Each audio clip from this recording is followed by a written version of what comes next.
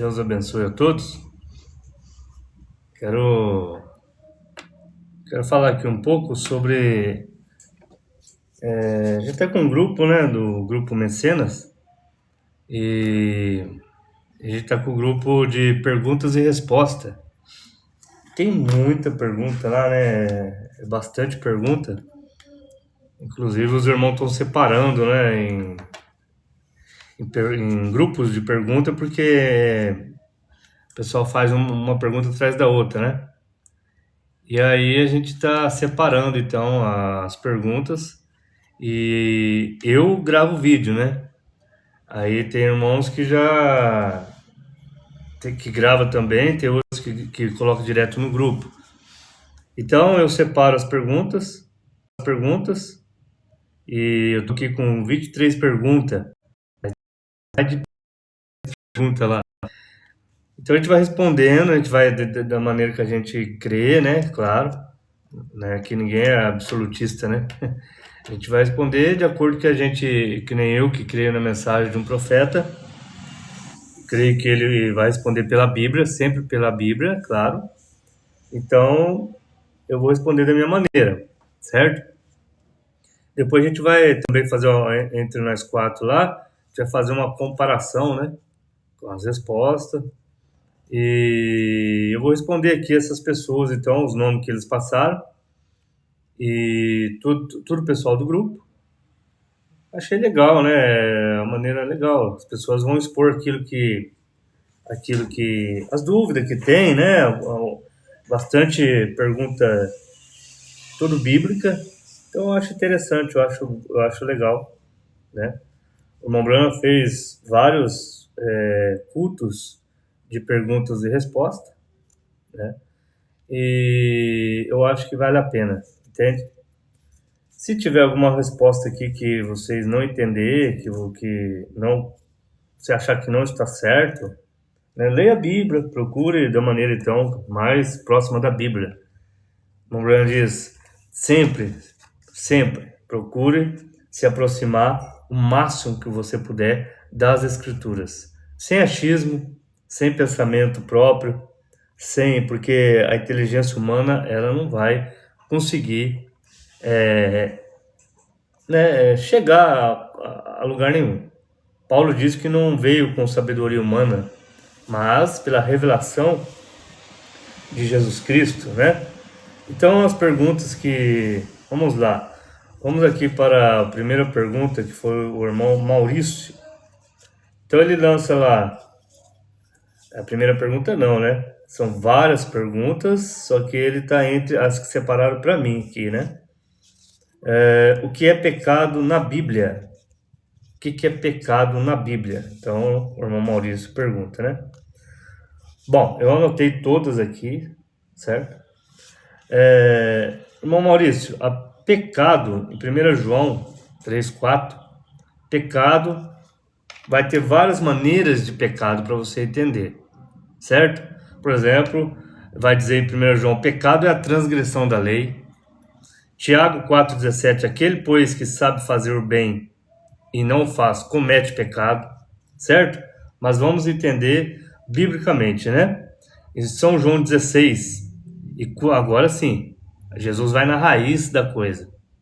Então, São João 16, e quando ele vier, ele quem? O Espírito Santo, certo? Convencerá o mundo do pecado. Que pecado? Do pecado, né? Do pecado porque não crê em mim. Então, crer em Jesus depende de revelação, certo? É o que o sistema religioso não tem. E muitos grupos da mensagem não têm. Porque a revelação, ela é propriamente para um povo, igreja, pessoas que fazem parte do corpo de Cristo. A revelação é isso. Você vai entender realmente quem é Jesus Cristo. Não é a segunda pessoa, não é a terceira, não é pericorese, não é calcedônia, nada dessas coisas aí. Entende? Então, do pecado porque não crê em mim. Ah, mas todo mundo diz que crê em Jesus? Mas Jesus disse que não crê. Porque tem que crer por revelação. Sem revelação não adianta, você não vai conseguir compreender. Entende? E vamos aqui então. São João 16 então diz isso, né? Esse texto então, Jesus não está dizendo que adultério, né, assassinato, mentiras, tudo isso, roubo, deixaram de ser pecado. Não. Só que Jesus vai na raiz da coisa, ele vai bem na raiz da fundamental ali, né? A incredulidade, certo? Não crer em Jesus Cristo é pecado. Não crer que ele é o próprio Deus em carne humana é pecado. Entende?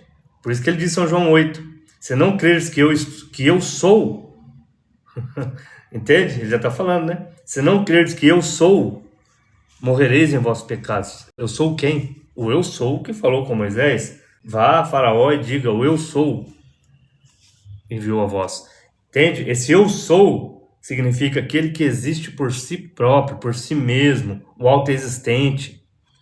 Entende? Então esse de São João 8, que quando Jesus fala, se não creres que eu sou, morrereis em vossos pecados. Então, de novo, pecado é incredulidade. Em Romanos 14, 23, tudo que não é de fé é pecado. E só pode crer em Jesus Cristo pela fé, que é a revelação. Entende? A fé é um dom de Deus. Não crer em sua palavra, porque Jesus é a palavra encarnada. Então é isso, né? Vamos aqui e tal. Então a incredulidade leva o homem a rejeitar a palavra, porque ele vai batismo, ele vai descrer da ceia, ele vai descrer da doutrina, ele vai descrer da maneira de ficar consciente. A incredulidade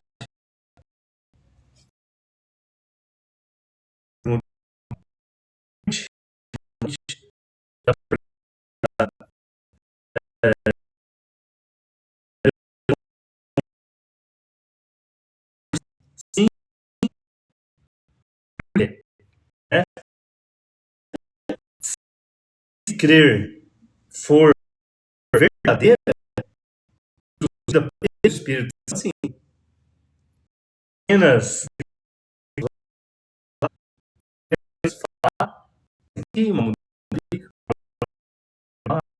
isso que eu já falei. Precisa-se da revelação. Entende? Então, porque 1 Coríntios 12, 3 diz: ninguém pode dizer que Jesus é o Senhor. Para você ter o Espírito Santo, se ele está em você, você não vai negar a Bíblia. Se você tiver o Espírito Santo realmente, você vai dizer amém para toda essa doutrina, toda escritura, e todo diz genuinamente cristão, né, que realmente crê nesta Bíblia Sagrada, não vai entrar em doutrinas erradas, não vai entrar em grupos organizados, como muitos da mensagem entram. Não estou falando do sistema denominacional, que já é um sistema, né? Mas muitos da mensagem já entraram no sistema e no Jesus, com certeza. Só que isso não é tudo ainda. Entende? O batismo é o primeiro passo do cristão genuíno, o batismo bíblico, o batismo apostólico, o batismo cristão. Romanos 10 diz assim: se com a tua boca confessares ao Senhor Jesus e em teu coração creres que Deus o ressuscitou dos mortos, será salvo. Quem que Deus ressuscitou? Então, muitos creem errado. Quem que Deus ressuscitou? Deus ressuscitou o corpo. Deu para entender? O Filho. A palavra que estava, o corpo, a carne.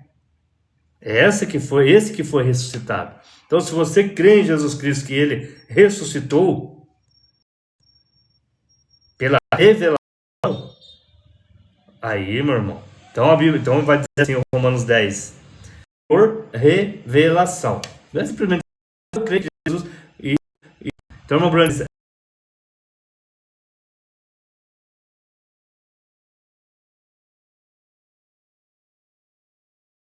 aqui você sempre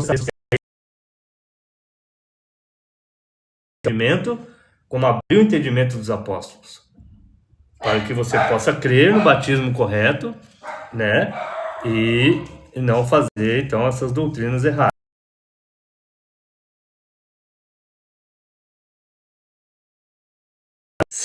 Senhor Jesus, guardai os meus mandamentos. Quais são os mandamentos que ele deu? O que ele mandou? Ele mandou você o nome dele. Se você ama ele, você vai pedir o batismo no nome dele. Se você ama ele, você vai lavar os pés dos santos, como ele mandou lavar. Se você ama ele, você vai tomar a ceia bíblica. Isso é a sã doutrina. Entende? Bom, você vai crer em profeta, porque ele disse que enviarei, né, profetas. Depois ele disse, enviarei Elias. Se você ama ele, você vai obedecer a palavra dele. Isso é amar o Senhor Jesus. Tiago 2,17. A fé, se não tiver obras, é morta em si mesma. Em Romanos 8,16, o mesmo Espírito, o mesmo, não o segundo, terceiro, quarto Espírito, o mesmo Espírito testifica com o nosso Espírito que somos filhos de Deus. O Espírito vivifica esta palavra, a Bíblia diz. Então esta palavra é vivificada pelo Espírito Santo, certo? Que testifica com o nosso testifica com o dele, se torna um só. Não é simplesmente pronunciar. Tá, é seu Senhor e você nem no batismo. Então, a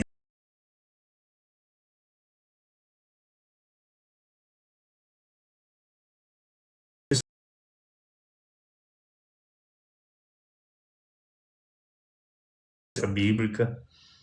Entre em Cristo. Entende? Não estou falando para você deixar o seu sistema, deixar a sua organização. Não. Entre em Cristo primeiro. E Cristo vai fazendo aquilo que deve ser feito se você realmente crê nele.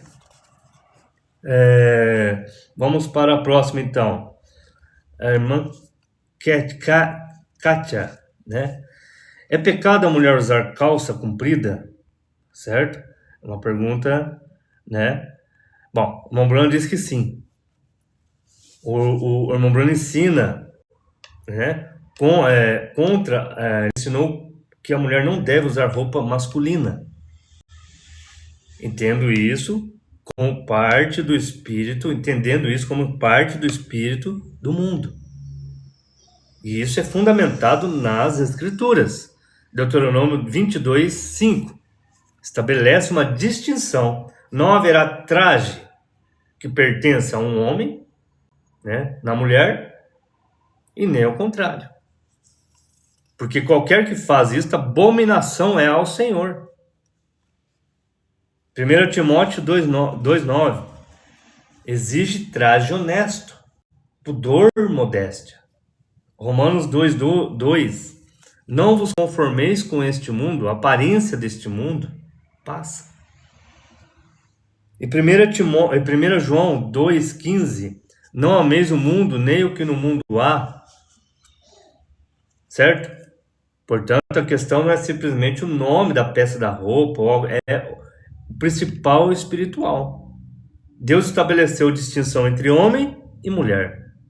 Exige modéstia, né? E chama seu povo para não seguir o espírito deste mundo, o fluxo do mundo.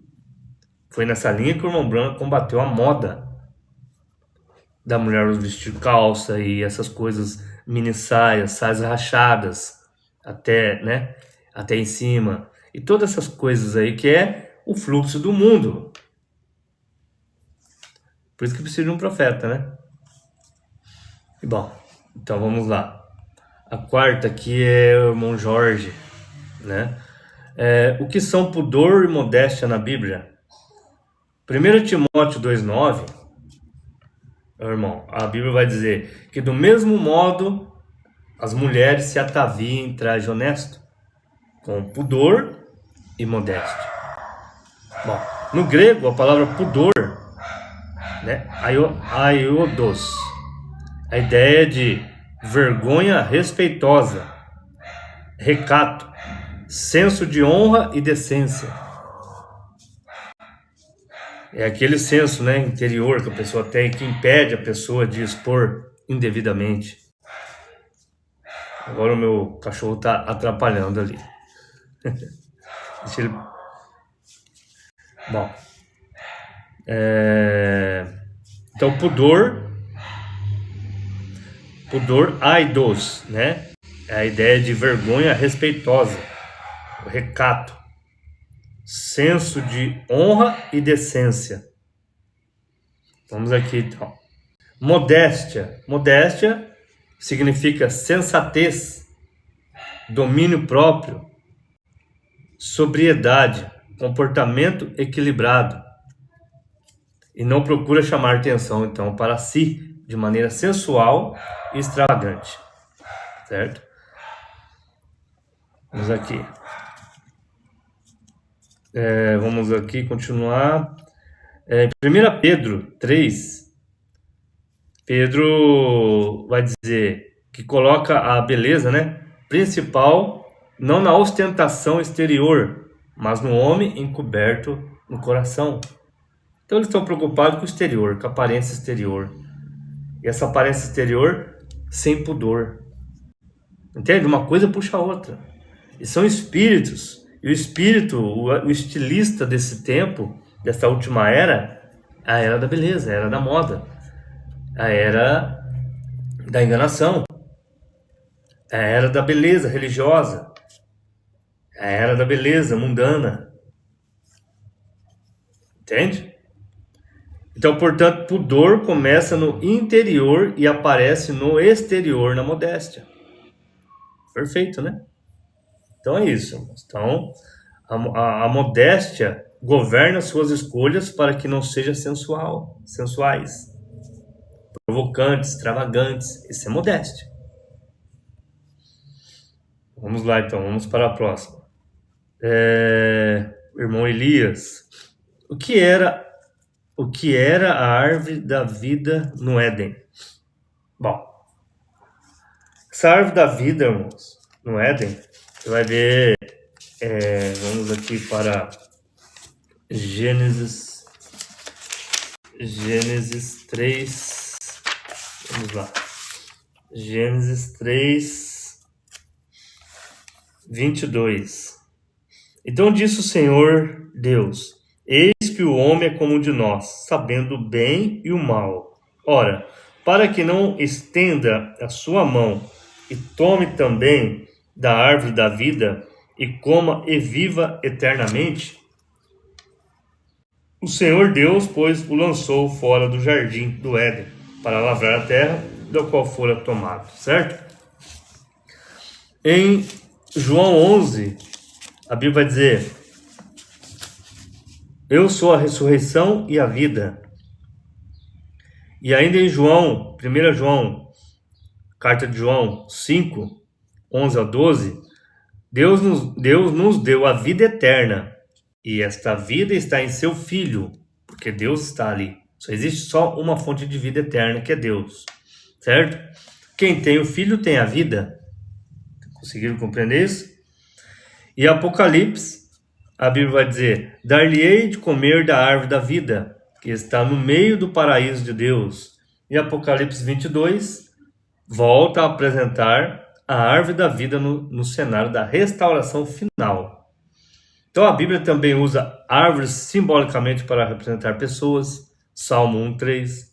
Compara o justo com a árvore. Daniel 4:20. Apresenta a árvore como representação de Nabucodonosor. E Jesus diz: eu sou a videira verdadeira. Certo? Então, a árvore da vida aponta para Jesus Cristo. Consegue compreender isso? Porque, Dédamo, quando Deus, antes de fazer o céu, de criar o céu e a terra, antes de criar qualquer coisa, somente Ele, não havia planetas, universos, galáxias, nada. Tudo Ele que criou. Somente Ele. E o que sai dele, então? O Logos. O seu pensamento expressado, sua palavra, se torna algo tangível, algo visível no mundo espiritual. E esse que foi visível no mundo espiritual chama-se Logos, do qual criou todas as coisas, que é a palavra. Consegue entender isso? Então, por isso que a Bíblia diz: pela palavra de Deus tudo foi criado. E a Bíblia diz, falando de Jesus: sem Ele nada do que foi feito se fez, porque Ele é a palavra. Ele é a palavra Logos. E essa palavra que veio em carne mais tarde. Entende? Então, Deus se concentrou em sua palavra. Isso é lindo, né? Não é duas divindades, não é duas pessoas. Consegue captar isso? Então, quem estava ali no Éden ali era essa pessoa que mais tarde viria em carne humana, que é o Senhor Jesus Cristo. É a árvore da vida. É a pessoa, Deus. É aquele que lutou com Jacó. É aquele que apareceu a Abraão. É aquele que apareceu a Josué. É aquele que apareceu a Gideão. É a maneira que Deus se manifestava no Velho Testamento. E no mundo espiritual, o Logos. Vamos aqui. Então é isso. Então a árvore da vida é o Senhor Jesus Cristo. Agora vamos aqui então. A pergunta número 6. Do irmão Elias. Do irmão Elias. Ele tá. Vamos aqui. O que ele pergunta de novo? O que é nascer de novo? João 3:3 vai dar a resposta, irmão. Né? Aquele que não nascer de novo não pode ver o reino de Deus. E Nicodemos, ele vai dizer, mas posso eu voltar no ventre de minha mãe e nascer de novo? Ele não entendeu, né? O novo nascimento, espiritualmente falando. Porque a carne houve a mistura. Lá em Gênesis 6, até Gênesis 6, os filhos de Deus para um lado e os filhos de Caim para outro lado. Era separado as linhagens. Mas em Gênesis 6 houve a mistura, carnalmente falando. Entende? E carnalmente falando, nós não podemos falar quem é da serpente e quem não é.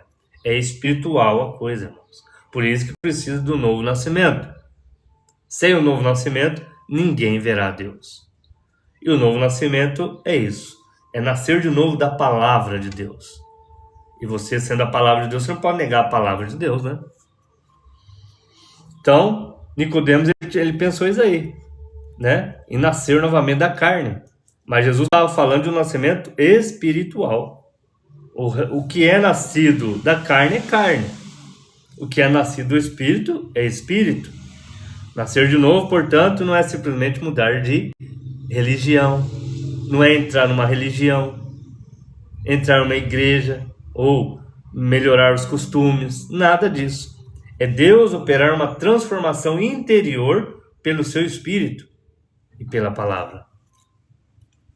1 Pedro 1:23, sendo de novo gerados, não de semente corruptível, nascido de mulher, mas da incorruptível, que é pela palavra de Deus. Consegue entender? 2 Coríntios 5:17, se alguém está em Cristo, então nova criatura é, porque teve um novo nascimento. Então, o que eles fizeram disso? Uma superficialidade. A religião fez uma coisa superficial. Ensinou as pessoas a falar, não, eu nasci de novo, porque entrou no sistema religioso.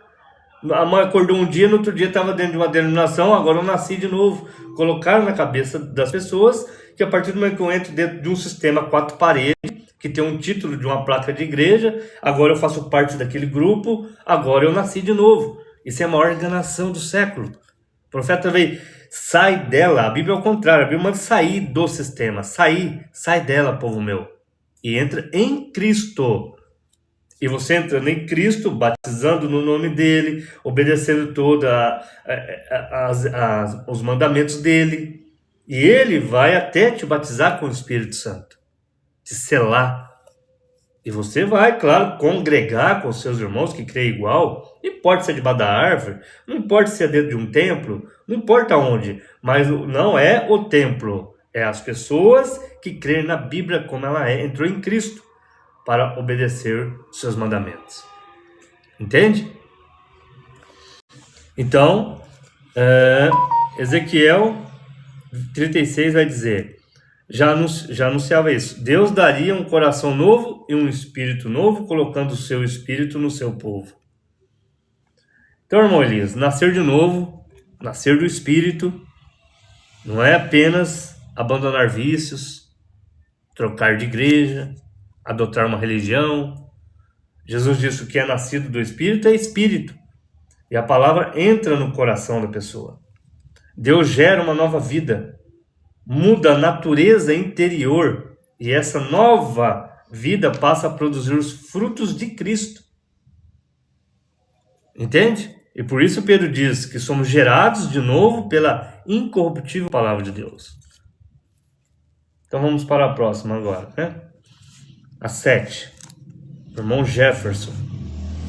Uma pessoa pode receber o Espírito Santo e ainda se perder? Bom, vamos aqui então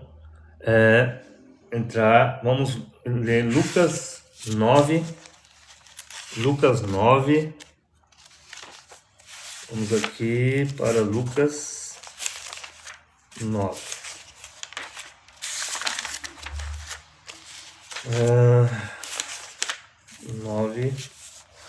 Vamos ler 1 e 2 aqui.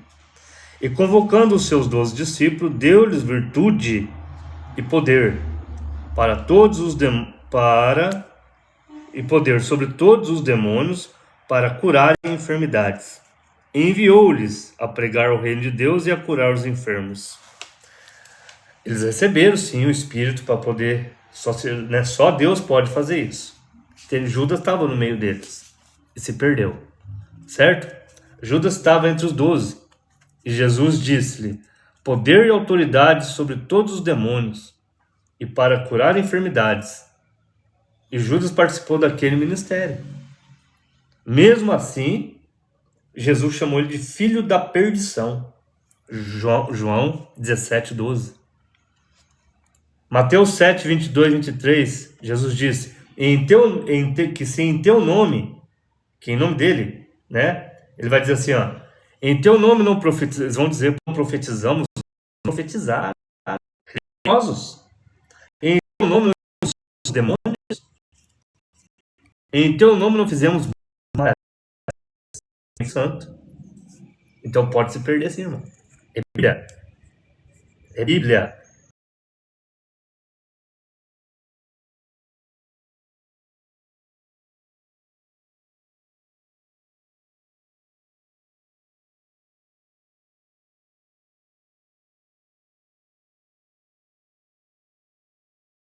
Só o Mambrano diz: captem. O profeta tentou explicar, irmão, todas as suas mensagens. Ele tentava passar isso para as pessoas. Como você sabe, só tem uma maneira que vai te enganar. É se você ficar crendo nela. Se você ficar com pontos doutrinários isolados, crê aqui, mas não crê ali, isso mais é isso aquilo, seu igreja, faz tudo a mesma coisa.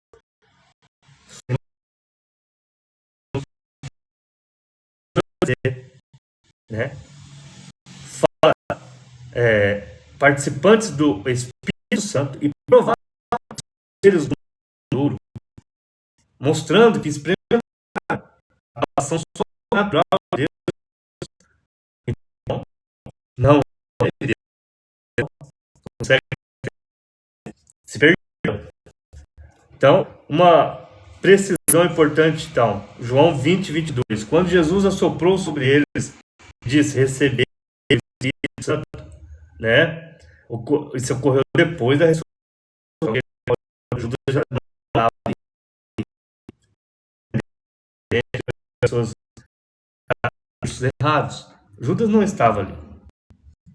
Então, mas a Bíblia está mostrando para orar, para expulsar demônios, participantes do Espírito Santo, fizeram tudo isso.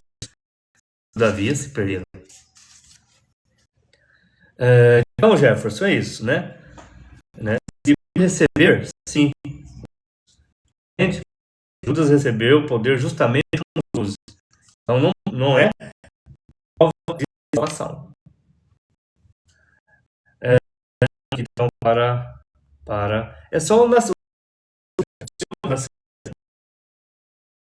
Tem que ter um novo. Judas não teve um novo nascimento. Judas foi. Estava ali, poder, virtude, para poder falar: né? Não tira a semente. Desculpa, eu tô pulando. Tá 8, né? A mulher pode ser pastora no lar, pastora do lar, dos filhos, certo? Do marido, não. Mas de seus filhos, seus filhos, ensinar eles, Senhor. É dever, só vai dar se permanecer na modéstia, né? E se ela tiver dando à luz filhos. E hoje, então as pessoas tomaram, né? Tiraram Deus. Hoje elas são donas da própria vida, até perder. Então, no lar, enorme sobre os filhos.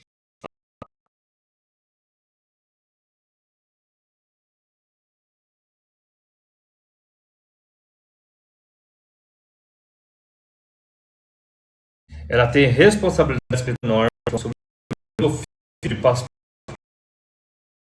Não existe pastora. Presbítero da igreja, não. Segundo a ordem do Novo Testamento, e tanto no Velho quanto no Novo, é para homem. Começa em Gênesis. E Paulo vai voltar lá em Gênesis, certo?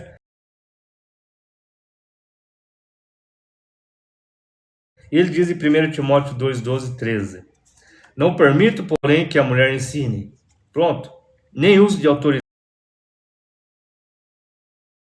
Foi formado Adão, depois Eva. Então, não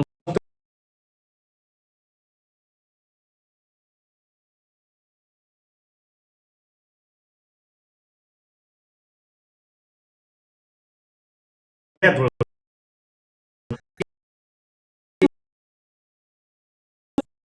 descrer de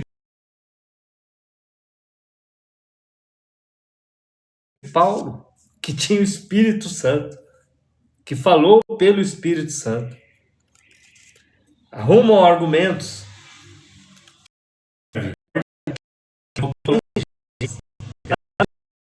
Entende? Então, primeira título sobre mandamento apostólico, não simplesmente preferência humana. Diminuir muito, certo? São ofícios que cada um tem que obedecer em Cristo Jesus. Mostra a influência da fé sobre Timóteo. Três essa é o que Deus deu para ela. Não que isso. Entende? Com pastor dos filhos, sim, pode. Dos filhos, sim, pode. Conduzir sua casa na palavra, sim. Certo? Abaixo do homem. Mas como ofício pastoral para a igreja, não. Não, Deus, as antigas tinham isso. Pareciam lá, né? Entende? Então, primeiro foi formado Adão, depois. E quando se estabelece pastorado, fala de uma conversa de feminista, né? Conversa desses religiosos. Estabelecer uma. Então, eles... Vamos aqui para a nona. Moisés. Qual a diferença entre arminiano e calvinista? Essa aqui é meio chata, né? Porque uma pergunta tão assim, uma coisa moderna, né? Uma coisa que o sistema está imbuído nessas coisas de calvinismo e arminianismo de maneira bem simples. A gente entende a eleição e vontade humana. Entende? Elege segundo o seu propósito.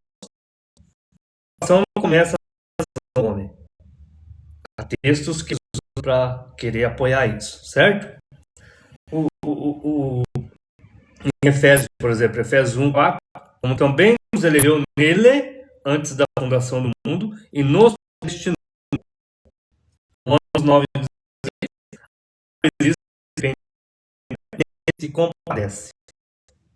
Então eles vão enfatizar que isso, e eles anulam a inferência humana. Entende?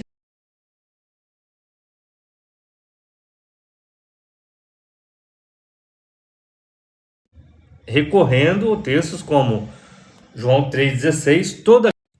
Então, nessa linha que eles pegam, então, eles anulam. Um anula uma coisa, o outro anula a outra coisa. Sendo que os dois têm as verdades. Era só unir as duas coisas. O Montblanc diz: não precisamos ficar presos aos.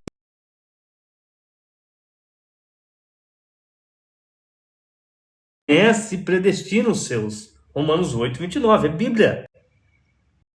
Os eleitos são a crer e ao crer o Evangelho. Depois, se é predestinado, você vai dar o sim. Mas eles, um foi para a direita, outro foi para o extremo da direita, outro para o extremo da esquerda. E assim, os dogmas. Entende? Não tem segredo, né? Não tem segredo, né?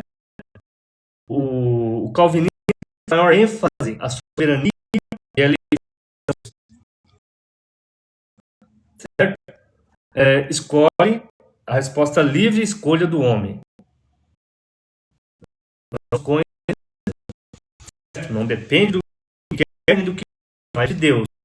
Ao mesmo tempo, Deus manda o homem a arrepender-se. As das escrituras pela graça e pertence a Deus.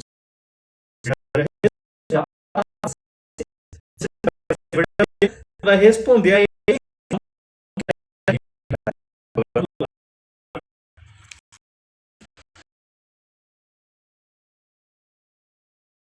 Aqui é o de Londrina, né? Esse é o irmão Márcio. Sou batizado na Trindade desde 2006. Você disse que o batismo é em nome de Jesus. Ó, irmão Márcio, você deve estar falando dos debates lá no grupo. Sim, certo, sim. Aqui mostra. Você consegue mostrar um trino para mim? Né? Como lá no grupo você viu. Isso é um grupo. Né? Ninguém nunca conseguiu na história, nunca vai conseguir. É sua cabeça. Não existe batismo. Não existe.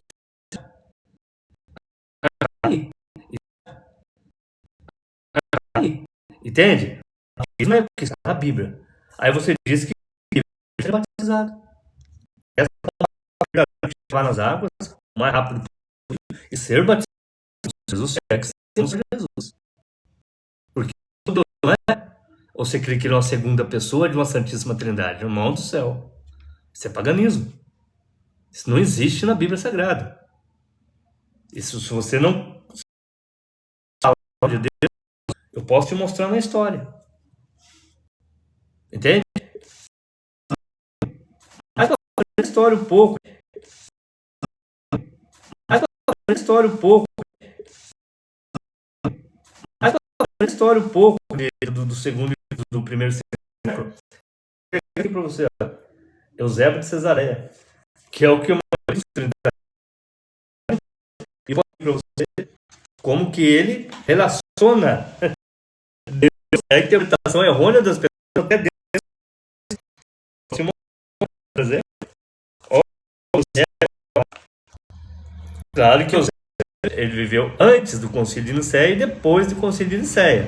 Aí ele veio com outros pensamentos, certo? Vamos aqui, olha o que ele diz aqui, ó.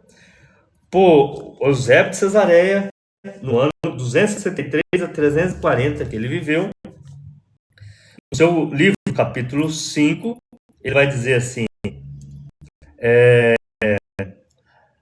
após o necessário preâmbulo, a história eclesiástica e nós podemos escrever, resta-nos agora começar nosso curso invocando a Deus, o Pai da palavra, e o próprio Jesus Cristo, nosso Salvador e Senhor revelado. A palavra celestial de Deus. Jesus, a palavra celestial de Deus. Que coisa linda, irmão.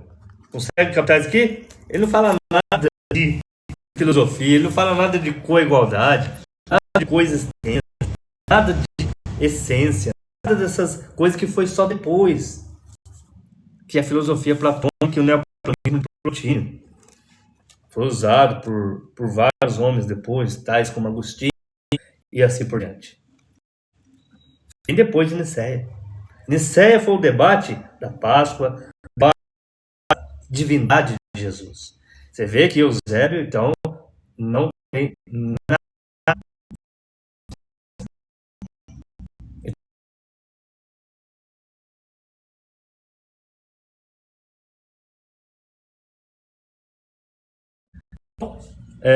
Vamos aqui. Então, irmão, não é que nome, mesma coisa, né? Meu filho vai lá no mercado e faz uma compra. Eu falo, vai lá, filho, pega o nome do pai lá. Ele chega lá, né? E vai marcar lá na notinha. O dono do mercado fala, então, para quem que é? Para o meu pai. Então escreve aqui o nome dele. Não, é em nome do meu pai. Tá repetindo o que eu falei para ele. Ele vai colocar o nome, é o que Pedro fez. Pedro colocou o nome, ele obedeceu a ordem de Jesus. Pedro, batiza em meu nome, em nome do Pai. Em nome do Pai, Filho e Espírito Santo. E Pedro foi lá. Ó, te batizo em nome do Senhor Jesus. Porque ele sabia quem era o Pai, Filho e Espírito Santo.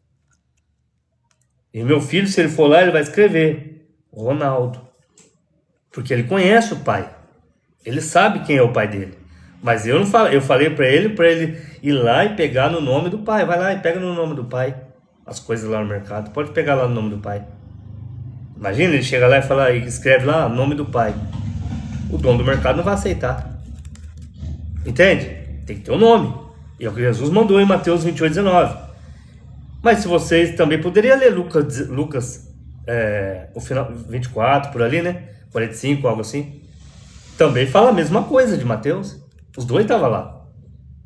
E Lucas vai falar que em seu nome se pregasse o arrependimento dos pecados. Mas, como o sistema católico, primeira organização, fez isso, e as filhas fazem a mesma coisa. É a doutrina que engana. Entende? Então, em Atos 2:38, 10 dias depois dessa ordem de Mateus 28:19, para cumprir o Pentecostes, certo? Pedro então se levanta e diz, seja batizado cada um de vós em nome de Jesus Cristo, porque é nome, Jesus é nome, para perdão dos pecados. Atos 8:16, Felipe batizava tanto homens quanto mulheres em nome de Jesus Cristo. Atos 10:48, Pedro mandou que fosse batizado em nome do Senhor. Em Atos 19:5, foram batizados em nome do Senhor Jesus. Paulo diz em Colossenses 3:17, e quando fizerdes por palavras ou por obras, fazei em nome do Senhor Jesus. Batismo é obra e palavra. Entende? Bom, então a resposta é essa, irmão Márcio, né? Eu poderia aqui entrar em vários assuntos, mas como é só perguntas rápidas aqui, né? Poderia, se você quiser, uma hora, eu vou postar lá, você vai ver. Aí se você quiser que eu entre, aprofunde sobre o nome de Jesus, a gente entra, entende? Vamos aqui então. A Franciele, pergunta 11. O que significa a escada de Jacó? Não, o próprio Novo Testamento, irmão, lá em João, vamos aqui para João.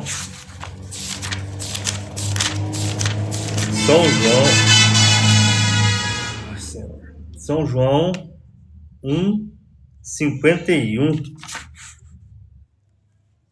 Mas vamos ler aqui primeiro.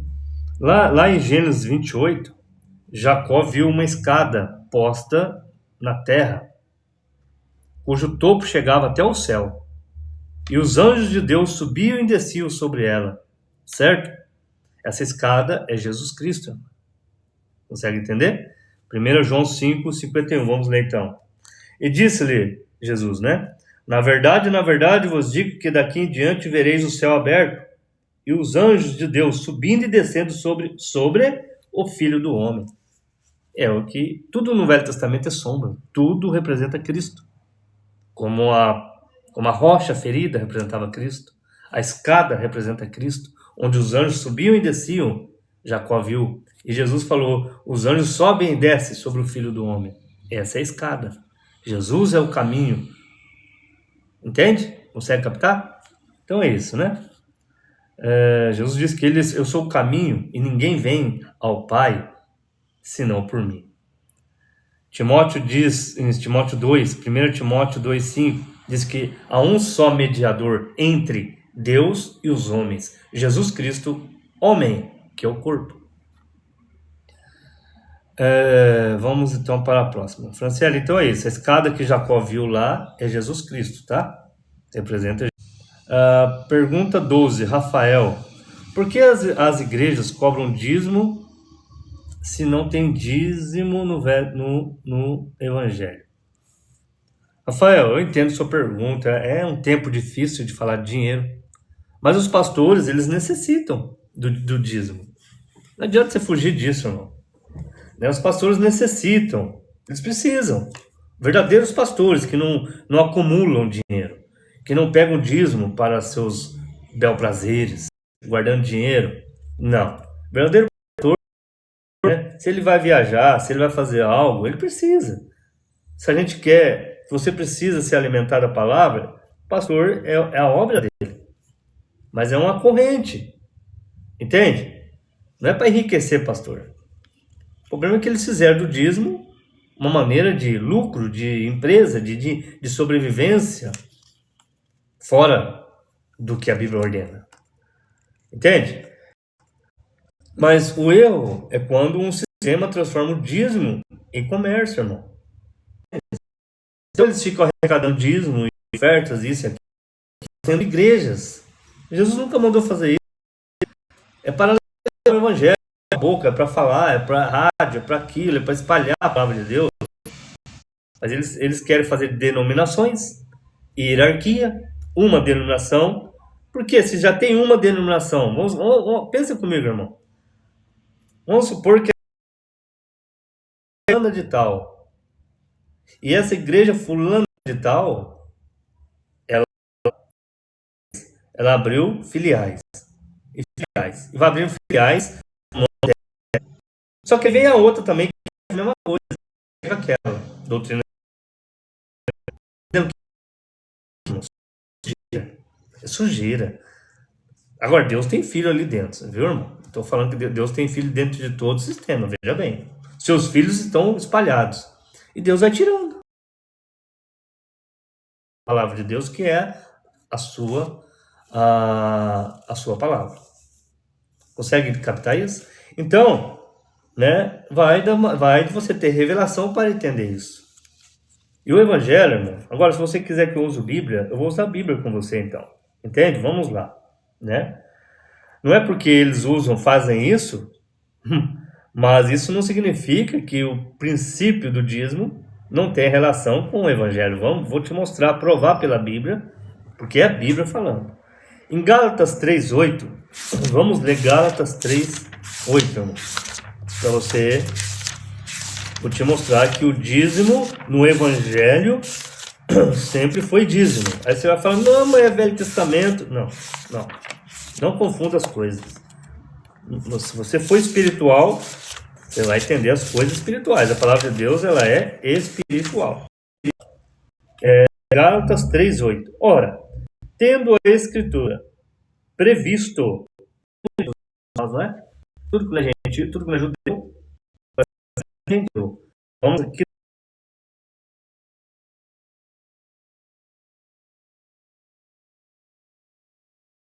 Pela fé os gentios. Por que pela fé, né, irmão? Isso é tremendo, viu? Anunciou primeiro o Evangelho a Abraão. Esse Evangelho que você fala que crê foi anunciado a Abraão. Só que quando esse Evangelho foi anunciado a Abraão, Deus não falou para ele, olha, tem que dizimar, hein? Não. É por fé, já está na noiva. Isso já está no coração do cristão. O cristão é consciente das coisas corretas. O cristão, ele entende as coisas. O cristão não é soberbo para ficar nesses debates. Não, porque é dízimo, não sei o que tem. Não, o outro pedindo dízimo, o outro indo contra o dízimo, e ninguém sabe nada do que está falando. É uma guerra. Porque aquele pode olhar, irmão. Pode olhar, não sou eu falando, pode pesquisar. Aqueles que são contra o dízimo, pastores que são contra o dízimo, muitos deles é porque eles têm uma arrecadação muito maior. Muitos que são a favor do dízimo, eles usam para o seu próprio bem-estar, o seu enriquecimento, ou fazer novas igrejas, e eles têm uma lista que vocês, leigos, não sabem. Eles têm meta. Procurem mais se informar melhor. Eles têm meta. Se uma igreja em tal cidade, ela tem 30 membros, esses 30 membros faturar é igualzinho essas paróquias, bairros, é o mesmo espírito. Entende? Então não confunda o dízimo de Deus com esse dízimo aí que o sistema cobra. O dízimo é dízimo. E Abraão foi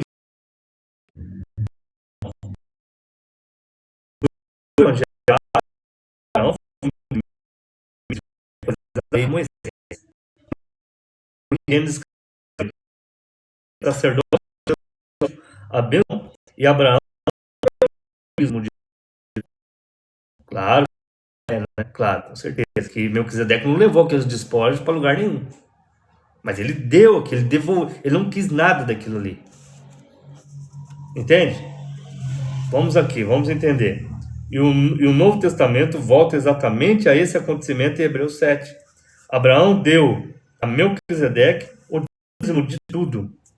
E vai mais longe ainda, em Hebreus 7, ainda 9 e 10, até Levi, que recebe dízimo. Igual vocês querem falar de Levi, Levi recebe o dízimo porque ficou os levitas, certo? Que recebe dízimo. A Bíblia vai dizer, pagou o dízimo. Levi recebe dízimo, mas ele pagou o dízimo por meio de Abraão.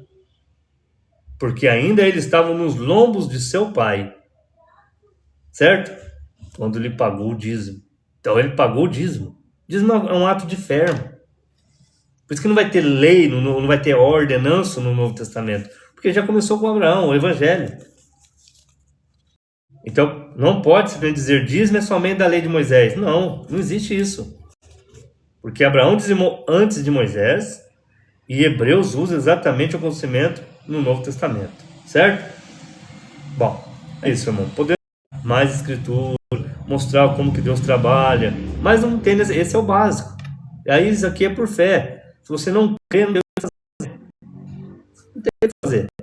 Aí você escolhe a maneira que você quer.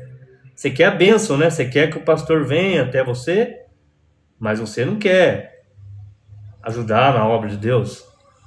Quando eu falo a obra de Deus, a obra verdadeira, que vale a pena usar. Porque ele está anunciando o verdadeiro evangelho. Isso é lindo, irmão. Não para anunciar para trazer doutrinas erradas. Vamos para a próxima, então. Irmão Júnior, pergunta 13. O arrebatamento é antes, durante ou depois da tribulação? Isso aqui também é outra coisa, querido, que é puro sistema teológico de formulação dessas pré, mid, pós, sabe, irmãos? Aí tudo é nomenclatura que não tem sentido, entende? Né?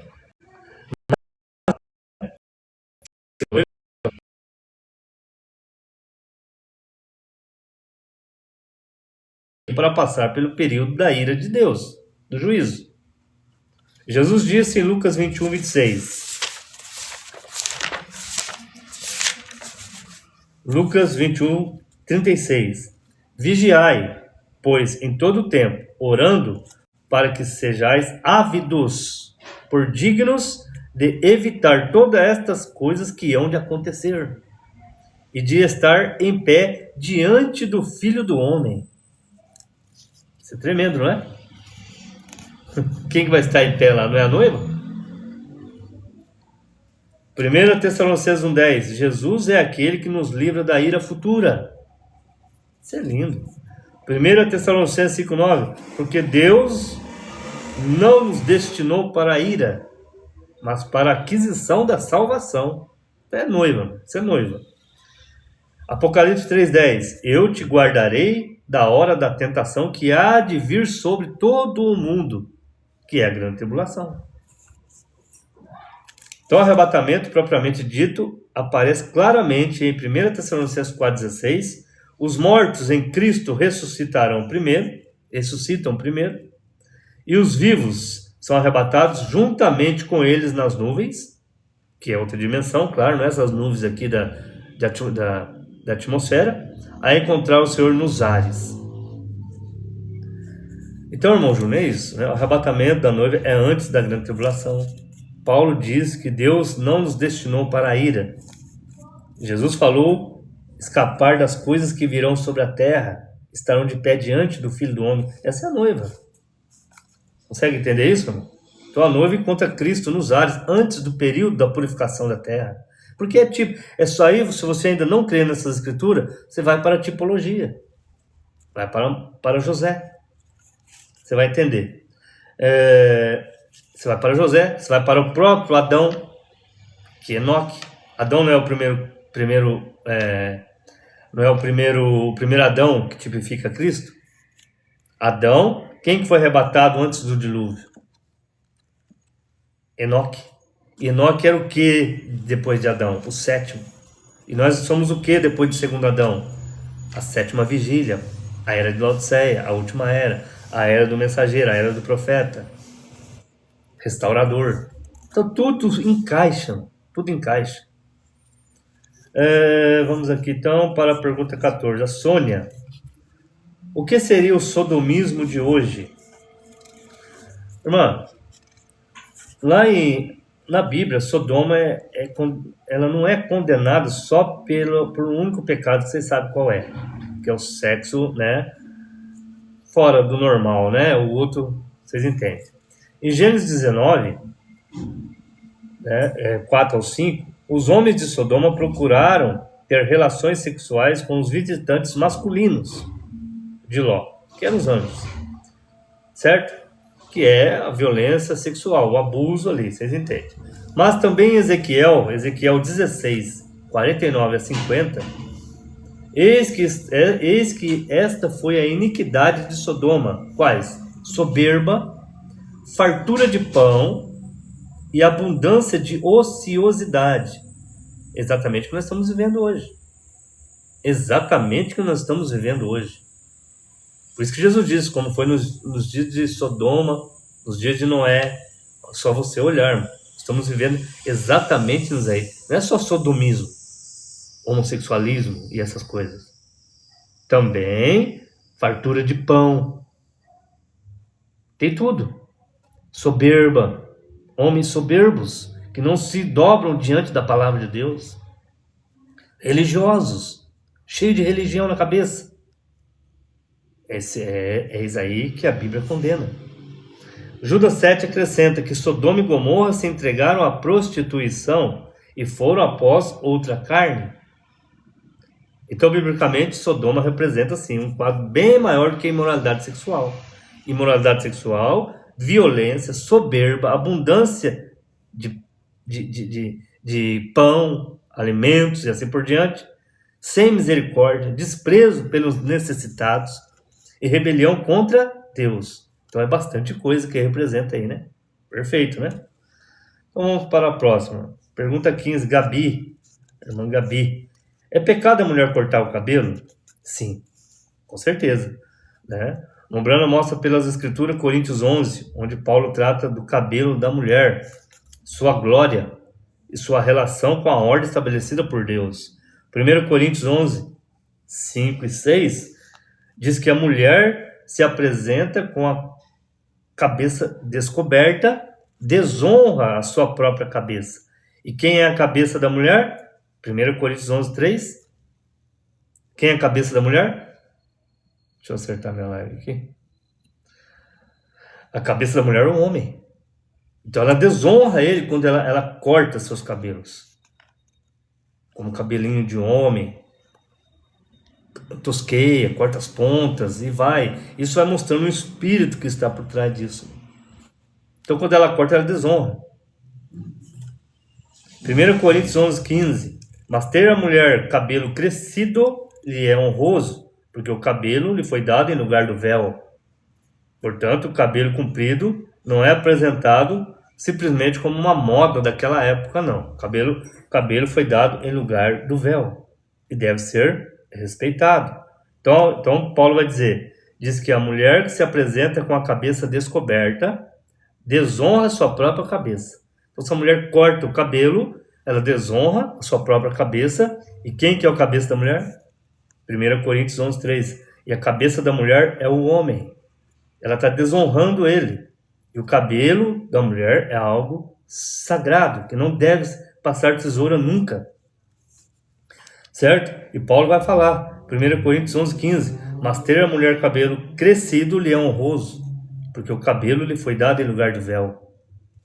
Certo? Então não pode cortar, viu, irmã Gabi? Né?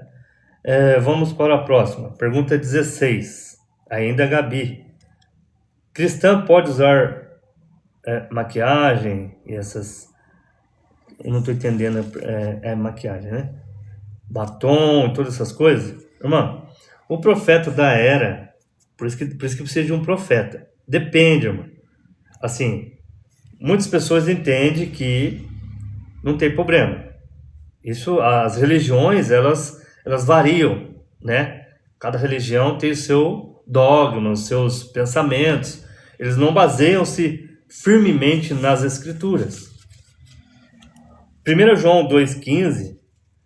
Não ameis o mundo, nem que no mundo há a aparência do mundo, o fluxo. Em Efésios vai dizer, o fluxo do mundo. O mundo faz tal coisa para embelezar as mulheres. Então a mulher cristã tem que ser o oposto. Por quê? Porque você é sal. Como é que você vai chamar pessoas para Cristo se você faz a mesma coisa que o mundo faz? Como é que você pode ser sal, ser espelho, ser reflexo de Cristo, se o mundo faz e o cristão também faz, nós também fazemos?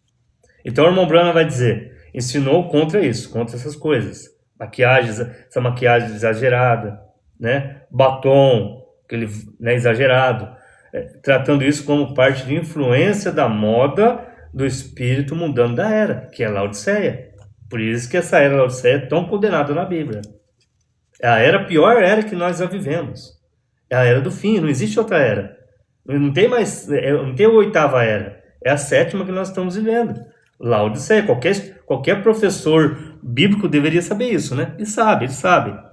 Qualquer historiador sabe que nós estamos na última era. Na era do cumprimento das escrituras. Entende? Então, tratando isso como parte de influência da moda do espírito mundano, então o princípio bíblico é que a mulher cristã não deve procurar sua beleza na ostentação exterior, certo? Nem na sensualidade, que a gente já falou lá atrás, sobre modéstia e pudor. Uma coisa puxa a outra. Pudor é uma coisa, modéstia é outra. Entende? Então, a ostentação exterior, nem na sensualidade para chamar a atenção. Por mais que a pessoa no seu íntimo saiba, né? Não é para chamar, mas chama a atenção. Porque não é o que a pessoa acha ou deixa de achar, é o que aquilo representa. Então, mas refletir Cristo. Então, cristã tem que ser, né? Lá em Provérbios, lá em Cantares, vai falar da beleza da mulher. A mulher já é bela por natureza, certo? E o irmão Bruno diz, não existe sem extremismo para um lado e sem extremismo para o outro. É o centro da coisa. Uma mulher que cuida do seu cabelo, né? Que se vai pintar o cabelo, pinte da cor que é original o cabelo. Se é, sabe, sem extravagância, igual o mundo faz. E essa é a cristã que vai servir de sal para outras pessoas também possa ter sede de Cristo. Senão se torna uma coisa leviana, uma coisa relativizada. Por que eu vou ser crente também? Aqui também é tudo a mesma coisa, não muda nada. Qual que é a diferença uma da outra? Entende? Então, não é só falar que crê em Jesus. Isso aí não resolve nada. Não muda nada. Não vai salvar. É o que Jesus falou. Quem são aquele povo que vai chegar até Jesus? Mas não fizemos isso, não fizemos aquilo em teu nome, não profetizamos, não expulsamos demônios. Isso é religioso. Isso não é o mundo. É pessoas que carregam a Bíblia debaixo do braço, dizendo ser crentes. E Jesus vai falar: apartai-vos de mim, vós que praticai a iniquidade. O que é iniquidade? É aquilo que você sabe que é certo e não faz. Você sabe que o único batismo bíblico que tem na Bíblia e na história é em nome de Jesus Cristo. Não existe ninguém na Bíblia, nem na história, que foi imergido nas águas, invocando títulos de Pai, de Filho e Espírito Santo, que não é nome. É um título. Pai não é nome. Ninguém chama pai. Pai é um título do que a pessoa é. Ele é pai porque gerou um filho. Ele é filho porque tem um pai. Entende? Isso não é nome de batismo. A Bíblia mandou usar o nome, que é o único nome que tem redenção, que é o nome do Senhor Jesus Cristo. É o único nome que perdoa pecados. Entende? Então essa é a enganação da religião. Por isso que precisávamos de um profeta nesse tempo do fim. Por isso que a Bíblia diz: enviarei o Elias, antes que venha o grande e terrível dia do Senhor, e converterá o coração desse povo agora, que nós estamos vivendo agora, de volta à Bíblia Sagrada. Saindo do sistema religioso, dessas várias denominações que existem, certo? São mais de, acho que 35 mil denominações. Eu tenho a verdade, a outra, não, eu tenho a verdade, a outra, eu tenho a verdade. E tem verdade coisa nenhuma. Quando você vai olhar na Bíblia, não crê na Bíblia Sagrada. Entende? Bom, então, Paulo vai dizer em Timóteo 2, 9 e 10. Paulo manda que as mulheres se apresentam com pudor e modéstia, como a gente já falou sobre isso, certo? Boas obras, assim por diante. Em 1 Pedro 3 e 4, Pedro vai dizer, Pedro coloca a beleza da mulher cristã, sobretudo no homem encoberto no coração. A beleza da mulher cristã está dentro, certo? Na sua doçura, na sua feminilidade, na sua cristandade que ela vai apresentar aquilo diante. Aquilo a Bíblia diz que ganha o marido com seu porte de se vestir, com seu porte de se apresentar diante da sociedade, ganha até o marido e que não é crente. Entende? E essa é a Bíblia Sagrada. Eu não estou citando aqui religião, estou citando Bíblia Sagrada, certo? Então é isso. Então a Bíblia também usa, ela vai mostrar quem usou, a única mulher que usou pinturas, chama-se Jezabel. Em Jeremias 43 também vai mostrar. 2 Reis 9:30 vai mostrar, certo? Então, né, não é que não pode usar cosmético. Você pode usar, desde que você use com sabedoria e aquilo não transpareça para a sociedade o mesmo que o mundo faz. Então, Gabi, é isso, né? Penso que está respondido isso. Vamos para a próxima. A Débora, a irmã Débora. Mas ela vai continuar aqui, acho que ela continua na mesma pergunta ela vai dizer assim, mas Raquel e as mulheres da família de Jacó usavam brincos, adornos, etc. Aí que está a interpretação religiosa, né? Mas vamos lá, Débora, eu vou mostrar aqui para você na Bíblia, então. A Bíblia registra o uso de brincos, certo? Vamos aqui. Ponto importante para você observar. O que aconteceu quando Jacó chamou a sua família para congregação e retorno a Betel? Olha só o que a Bíblia vai dizer. Raquel estava onde? Estava dentro do arraial de Israel ou estava no mundo pagão? Então, procurem na Bíblia. Ela está no mundo pagão. Não está dentro do arraial, não está em um encontro com Deus, não. Veja agora a diferença. Agora aqui, Gênesis 35:1. Levanta-te, vai falar para ela, Jacó vai falar, levanta-te, todo mundo, sobe, ou melhor, Deus falou para ele, sobe a Betel e habita ali, e faz ali um altar ao Deus que te apareceu. E Jacó agora sim, vai e chama sua família e fala assim, em Gênesis 35:2, tirai os deuses estranhos que há no meio de vós. Tinha até deuses, então vocês vão também ter deuses? Tinha brinco, então coloca deuses também. Coloca os santinhos lá. Porque elas tinham tudo isso. Consegue entender? Então tire os deuses estranhos no meio de vós. Purificai-os e mudai as vossas vestes. E imediatamente em Gênesis 35:4, deram a Jacó todos os seus deuses estranhos que tinham em suas mãos e as arrecadas, né, que estavam nas suas orelhas, que eram os brincos, certo? E Jacó os escondeu debaixo do carvalho. Ô, irmãos, Eles tiraram tudo. Aquela família vinha de um ambiente marcado de cultura pagã, que é Padã Arã. Padã Arã. E Raquel, inclusive, havia levado os terafins de Labão. Entende? Em Gênesis 31, 19, quando chegou a hora de subir a Betel, que hoje representa quando você se converte, Deus te chama realmente, genuinamente, por revelação. Quando você entra com o novo nascimento, então é isso daqui, ó, que é Betel, certo? E para subir a Betel, Jacó exigiu separação. Tem que ter separação. Tirar os ídolos, purificar-se, mudar as vestes, entregar os brincos. Acabou todas essas coisas do mundo, do mundo pagão. Então, Débora, sim, havia brincos entre as mulheres, certo? Da casa de Jacó. Mas veja o que aconteceu então quando Deus chamou Jacó para Betel, certo? Aí tirou tudo isso. Que lição, né? Isso é tremendo. Isso as igrejas não falam, né? Entende? Vamos aqui então. Miguel, pergunta está acabando já. Pergunta 18. O que significa 1 Coríntios 15, 24 a 28? Vamos aqui. 1 Coríntios 15, 24 a 28. Deixa eu só achar aqui. 1 Coríntios 15, 24. Ah, tá. E depois virá o fim, quando tiver entregado o reino a Deus, ao Pai, e quando houver aniquilado todo o império e toda a potestade e força, porque convém que reine até que haja posto a todos os inimigos debaixo de seus pés. Ora, o último inimigo que há de ser aniquilado é a morte, porque todas as coisas sujeitou debaixo de seus pés. Mas quando diz que todas as coisas lhe estão sujeitas, claro, está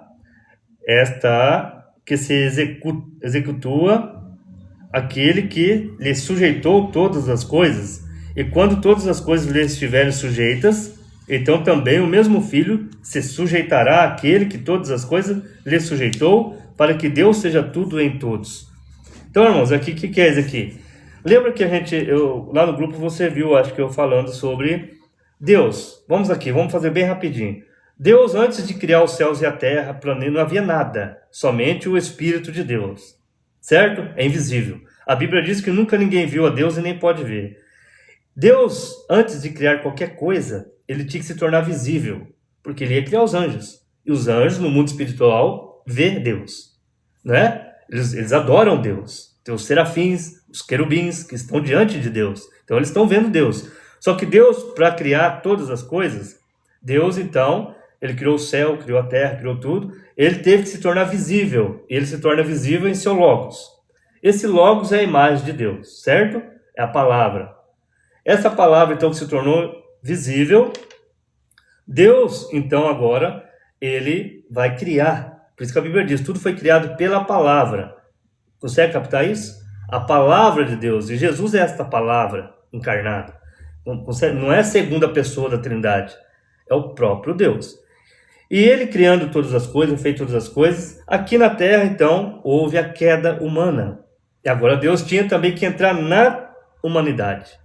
E como é que ele ia entrar na humanidade para restaurar a humanidade? Como espírito, ele não pode entrar aqui. Como é que ele vai caminhar aqui na Terra em espírito? Ninguém está vendo ele. Ele tinha que gerar, então, mais tarde, um cordeiro, um parente. Por isso que a Bíblia diz que Jesus como irmão, porque aqui é irmão na carne, aquele corpo era igual a você, igual eu. Por isso que era chamado de irmão. Tinha sangue, tinha dor, tinha sofrimento. Ele não era judeu, ele não era gentil. Era judeu por nacionalidade, porque nasceu lá. Mas ele não tinha sangue judeu, entende? A Bíblia diz que é o sangue do Espírito Santo, Atos 20 e 28. Então Deus habitando aqui na terra em seu corpo, em seu tabernáculo, aquela parte visível que as pessoas podiam tocar, que tinha dor, que tinha sofrimento, que tinha angústia. Por isso que na cruz ele clamou como homem. Era um homem clamando na cruz. Entende? Mas quem habitava ali, toda a plenitude de Deus habitou corpo, não em 3 pessoas, corporalmente. Então aquele corpo quando nasceu, a Bíblia diz que é santo. O santo que nasceu, certo? Aquele santo, no 8º dia, o anjo mandou colocar o nome de Jesus. Você quando nasceu, eu quando nasci, logo a minha mãe me registrou o Ronaldo. Aquele corpo recebeu um nome, Ronaldo. Automaticamente o espírito que habita aqui dentro chama o Ronaldo. Quando Jesus nasceu, a mesma coisa, ele veio como você e como eu. A Bíblia diz que ele esvaziou-se de si mesmo, o Rei dos Reis, o Deus Todo-Poderoso, se tornou homem em sua palavra encarnada. E ele habitou aqui na terra para redimir nós. Só que quando ele termina a redenção na cruz, não acabou ainda. Essa economia da redenção só vai acabar quando a morte for aniquilada, porque a morte entrou e a morte tem que ser aniquilada. Por um homem entrou a morte, e por um será tirada a morte. Então a morte ainda não... tem gente que morre, a morte está aí. Então essa obra redentora ainda não acabou. Só que ele veio como cordeiro. Como cordeiro ele foi morto. João diz, eis o cordeiro de Deus que tira o pecado do mundo. Ali estava o cordeiro, ele não era sumo sacerdote ainda. Quando ele morreu, e o espírito dele então ficou à vista de todos nós. Entende? Que é o Espírito Santo.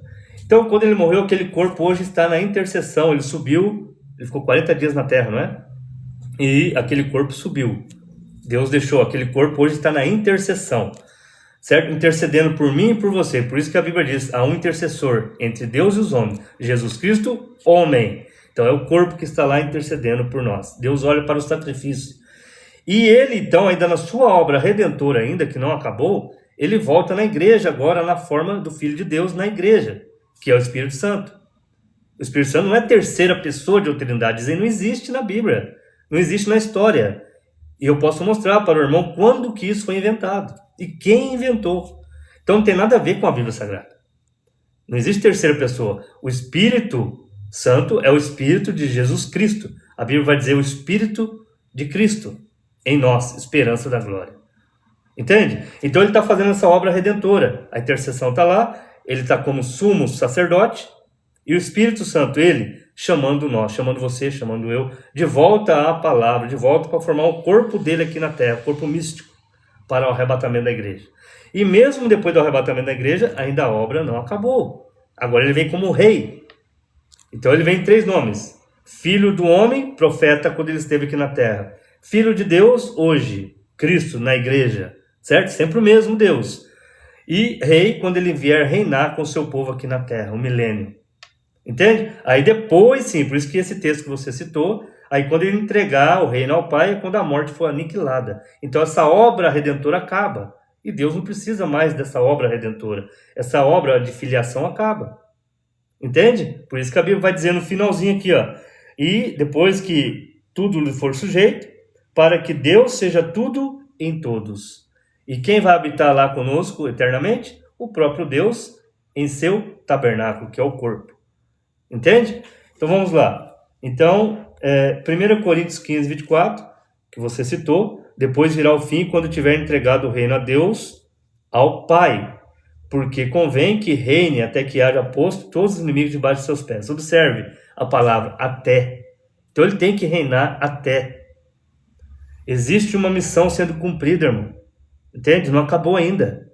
Cristo reina até que todos os seus inimigos sejam vencidos. E o último inimigo a vencer, no 26, é a morte.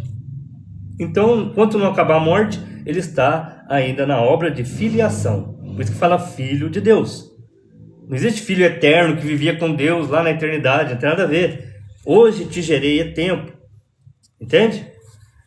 Bom, então, isso se encaixa com Apocalipse 20, 14. E a morte e o inferno foram lançados no lago de fogo. E aí acabou tudo, entende? 1 Coríntios 15, 28. Então também o mesmo filho se sujeitará àquele que todas as coisas lhe sujeitou, para que Deus seja tudo em todos. Entende? Então vamos lá. Hebreus 2, 4. 2, 14. Mostra porque ele participou de carne e sangue, para destruir aquele império da morte. Entende? Por isso que ele vem em carne e sangue. O sangue foi derramado. Agora ele está na obra de intermediação. Isso é lindo, né? Quando? Até a morte seja aniquilada, o último inimigo. Quando ela estiver destruída, não haverá mais pecado. para espiar. Para que expiação? Não tem mais necessidade. Não tem mais necessidade de advogado. Para que advogado? Entende? Por que interceder? Interceder por quem? Se ela já foi subjugada à morte. Então a obra redentora estará concluída quando a morte for aniquilada. Entenda isso. Entende? Não é que tem 3 deuses, não é que tem 3 pessoas, não é que tem um Deus em 3 pessoas. Não, isso é filosofia. Entende? Vamos aqui então, irmãos, para mais 19 agora. Douglas, por que Paulo disse em 2 Coríntios 13:13? Isso não prova a trindade? Não, irmão, tem nada a ver. A bênção apostólica, né, que vocês falam, tem nada a ver, irmão. Né? Nada a ver, mas vamos aqui na Bíblia Sagrada. Não existe trindade, querido, não existe 3. Não existe 3 pessoas divinas. Tire a sua cabeça. Toda a divindade habitou corporalmente. Então, só aí já quebra isso, entende? Mas vamos lá, né? Mencionar Jesus Cristo, que é o que está escrito lá em 2 Coríntios 13:13. Jesus Cristo, Deus e o Espírito Santo, não está dizendo 3 pessoas divinas. Vamos entender aqui. A graça do Senhor Jesus Cristo, o amor de Deus e a comunhão do Espírito Santo não é trindade. De onde vocês tiraram que aqui é trindade? E essa filosofia que vocês inventaram é que faz essa confusão. Entende? Porque o próprio Paulo vai dizer em 2 Coríntios, ainda no 3:17, ele vai dizer, ora, o Senhor é o Espírito. Grave isso aqui. Não é que você citou? Você citou assim, ó, 2 Coríntios 13:3. Em 2 Coríntios 13:3 ou 13:13. A graça do Senhor Jesus Cristo, o amor de Deus e a comunhão do Espírito Santo. Agora veja o que Paulo vai dizer. Ora, o Senhor... eu queria que vocês entendessem isso aqui.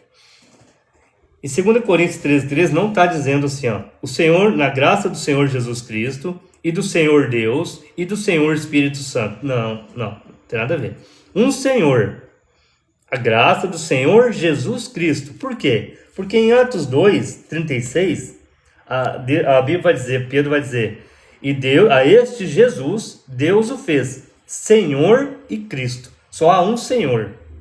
Por que ele é Senhor? Porque o Pai habitava nele. O Espírito, a divindade, habitava no corpo. Então ele é Senhor, porque só tem um Espírito. Então aqui vai dizer assim, a graça do Senhor Jesus Cristo e o amor de Deus e a comunhão do Espírito Santo seja com vós todos. Agora compare, 2 Coríntios 3:17. Ora, o Senhor é o Espírito. Jesus é o Espírito Santo, irmão. Entende? Efésios 4:4. Há um Espírito da divindade. 1 Coríntios 8:6. Para nós, há um só Deus. Agora grave isso aqui. Para nós. Paulo está dizendo, para nós, cristãos, há um só Deus. O Pai. Não a Trindade. Entende? O Pai. Um só Deus, o Pai, e um só Senhor. Mas o Pai não é Senhor? Consegue captar isso aqui? Porque é unidade, irmãos. A Bíblia fala de unidade. De unidade. Corpo e filho. Corpo e espírito. O espírito é a divindade. O corpo foi gerado pelo Pai. E o Pai habita no corpo. É a unidade. Isso é lindo. Hoje te gerei. Se trata de tempo. Então, para nós, há um só Deus, que é o Pai, não é Trindade. E um só Senhor, Jesus Cristo. E o Espírito Santo ficou de lá? Esqueceu o Espírito Santo de novo? Não, porque o Pai é o Espírito.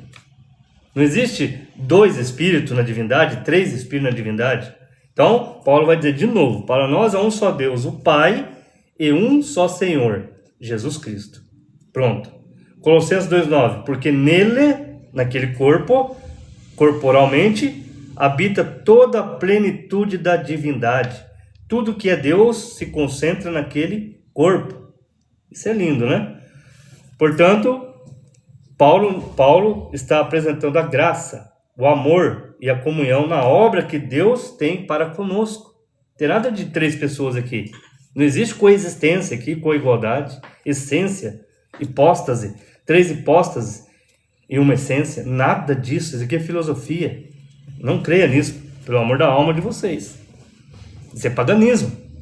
Como eu já mostrei, as três tríades de Roma. A última é a trindade de Pai, Filho e Espírito Santo. Então vamos aqui, então. Vamos para a 20, faltam só mais duas, eu acho. É o irmão André. Ele diz, por que hoje não vemos tanto os dons genuínos como línguas e profecias? Bom, André, primeiro, precisamos deixar uma coisa bem clara, né? A Bíblia não ensina que Deus perdeu o poder. Existe sim, certo? Os dons verdadeiros, existe. Os verdadeiros dons. O verdadeiro falar em língua na ordem da igreja, né? Com a interpretação. Só que tem um problema. A questão é porque não vemos tanto isso hoje, essa manifestação. Paulo vai dizer em 1 Coríntios 12, 7 e 11. Os dons são manifestações do Espírito e eles os distribui como quer. Então não é o homem forçar. Nós não temos que forçar a ter isso dentro de um ajuntamento. Nós não temos que forçar ou inventar ou falsificar algo para dizer que é uma igreja espiritual. Porque a espiritualidade da igreja não se vê pelos dons de manifestação. Se vê pela qualidade da doutrina. Você só vê quem vai operar na igreja, a qualidade de vestes, a qualidade das mulheres na igreja, a qualidade dos homens, a qualidade. Tudo isso, irmão, você vai se basear, principalmente, é a doutrina. É a doutrina. Tá na doutrina correta? É aí que você vai saber se é a igreja verdadeira ou não. Entende? Não é por manifestações de dons. Porque dons são sem arrependimento. A Bíblia diz que cai sobre o joio, cai sobre o trigo. Isso aí é dons. Deus dá como Ele quer. Entende? Então ninguém produz um dom verdadeiro por emoção ou por imitação. Não adianta você ficar emocionado ao ponto de gritar e forçar um falar em línguas. Não vai ter uma interpretação. Não é Deus ali trabalhando. É emoção, por emoção. Existem livros, como eu já citei em lives lá que eu perdi o meu canal no YouTube.